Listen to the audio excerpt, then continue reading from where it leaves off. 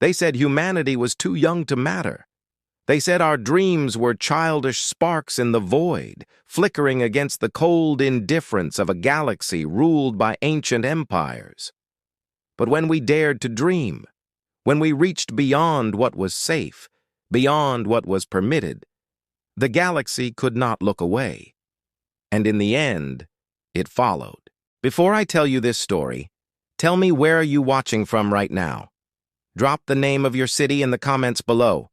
It amazes me every time to see how many corners of Earth tune in to these stories.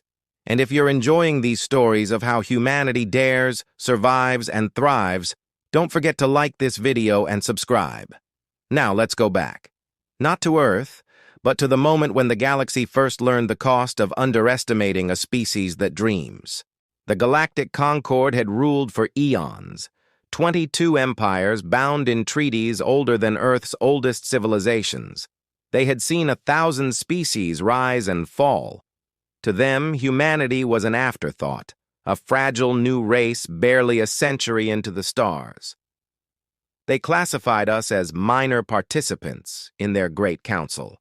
No voting power, no say in trade, no voice in war.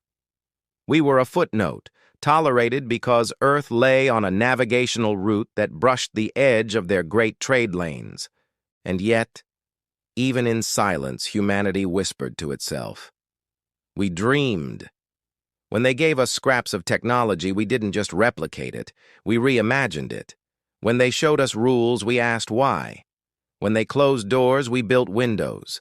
The galaxy thought us harmless, curious children playing with tools too sharp for our hands, but the truth was this: we were never children. We had grown on a planet that killed without mercy, a world of storms, famine, fire, and ice. Our fragility had become our strength. And our greatest weapon was not strength of arm nor sharpness of blade. It was vision, the ability to see beyond what was into what could be. That was what the galaxy never understood. It began with the EOS initiative. Officially, it was a civilian project, a human-led attempt to build ships capable of independent colonization beyond conquered supervised sectors. The conquered scoffed.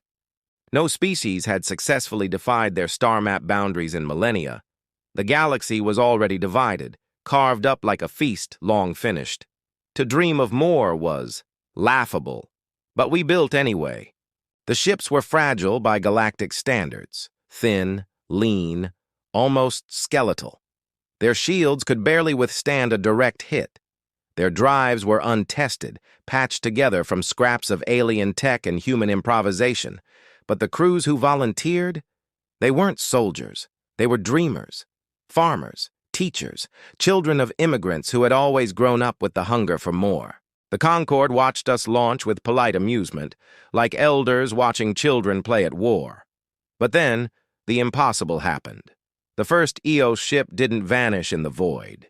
It found a system beyond mapped space, a planet rich with oceans and skies untouched. And when others followed, more worlds appeared. Some barren, some hostile, but some alive, waiting. For the first time in 10,000 years, new stars were added to the galactic map.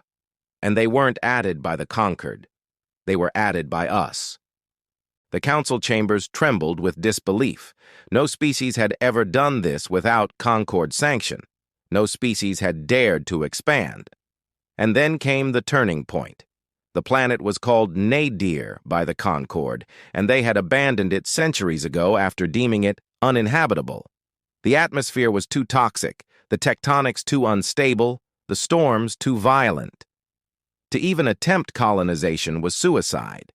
But to humans, Nadier was a challenge. The EOS III landed in a hurricane, its hull screaming, its crew nearly crushed. But within weeks, they had domed the first settlement. Within months, they had learned to harness the storms themselves, drawing power from winds that could rip a cruiser in half. Where others saw death, humanity saw fuel.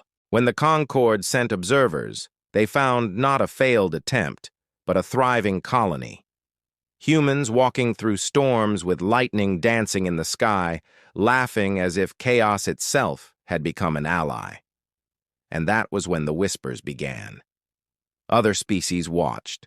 Small races who had long been crushed under Concord rule, forbidden from expanding, told their children, "Look at the humans.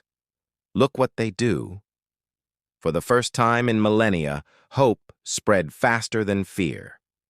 The conquered responded as empires always do, with a warning. They summoned human ambassadors, told them to dismantle the colonies, to return to their assigned sectors, to stop dreaming. And our answer was simple. No, not shouted, not screamed, just a calm refusal. Because once a dream has taken root, it cannot be ordered away. The Concord sent warships. They expected surrender. Instead, they found something else. Human ships, tiny, fragile by comparison, didn't meet them head-on. They swarmed like insects, darting, retreating, striking from angles no war doctrine had ever considered. And behind them, the colonies themselves fought. Settlers arming construction drones, engineers turning mining lasers into weapons, children carrying messages through storm-battered outposts. The Concord had forgotten what it meant to fight for survival. Humans never had. And though we lost ships, though blood stained the storms of Nadier, we did not yield. The war didn't last long. The Concord could have crushed us, yes, but crushing us meant burning worlds that were already producing resources they craved. It meant devoting fleets to a war the younger species would cheer against. It meant revealing weakness. So instead, they hesitated. And hesitation was all humanity needed. While the Concord debated, more EOS ships launched, more colonies thrived, and more species began to whisper, "If humans can dream, why not us?" The cracks spread through the galaxy like lightning through glass. The turning point came not in battle, but in silence. At the Great Council, the elders of the Concord demanded obedience. They thundered of laws and treaties. But then, a representative from a minor species, one who had never spoken in living memory, stood and asked a question. If humanity is fragile, why do they walk where you will not? If they are children, why do they find stars you cannot see? The chamber fell silent.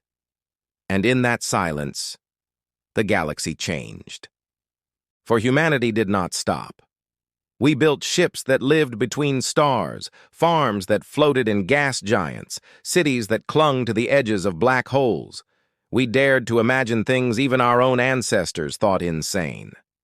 And species followed, some quietly, some openly, all inspired by the impossible truth, that fragility was not weakness, but freedom.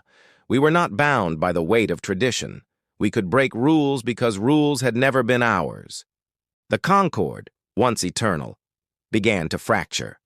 Not through war, but through the quiet rebellion of imagination. And it all began because a fragile species, born on a dangerous little blue planet, dared to dream. That was the moment the galaxy learned what humanity truly was. Not conquerors, not predators, not rulers, but dreamers who refused to stop. And in dreaming, we became leaders, not because we demanded it, but because others chose to follow. So the next time someone tells you that your dreams are too small, too fragile, too impossible, remember this story. The galaxy itself once said the same about us. And now, it follows. If you enjoyed this story, don't forget to hit the like button, subscribe, because together we are still dreaming. And who knows what galaxies will follow next.